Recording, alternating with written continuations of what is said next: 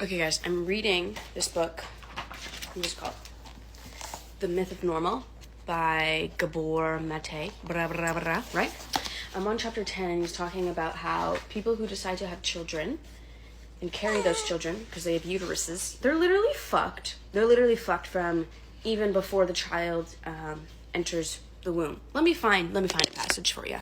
This is just one of the things, okay? It says, so it's saying how, like, the environment, the person, mom, I always say mom, who is pregnant is very crucial. Environment does not begin at birth. Environment begins as soon as you have an environment.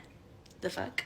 As soon as you're a fetus, you are subject to whatever information is coming through mom's circulation, hormone levels, and nutrients.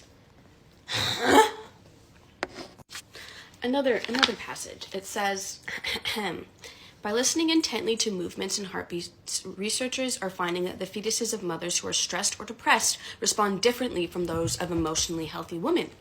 After birth, studies indicate these infants have a significantly increased risk of developing learning and behavioral problems and may then themselves be more vulnerable to depression or anxiety as they age. That's great. Essential neurotransmitters such as serotonin and dopamine that later play key roles in mood regulation, impulse control, attention, motivation, and modulation of aggression are implicated in the very learning, behavioral, and mood difficulties the article mentions are affected by the prenatal stress on the mother. Babies of moms stressed in pregnancy have lower levels of these brain chemicals and higher levels of the stress hormone cortisol.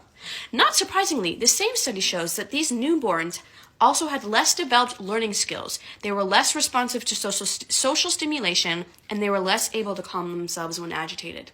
Love that. I love to hear that. It just keeps going. Beyond brain substance levels, there's evidence suggesting that maternal mind states during pregnancy and postpartum shape the very structure of the infant's developing brain. Are you ready? It's okay. This bitch from Calgary's...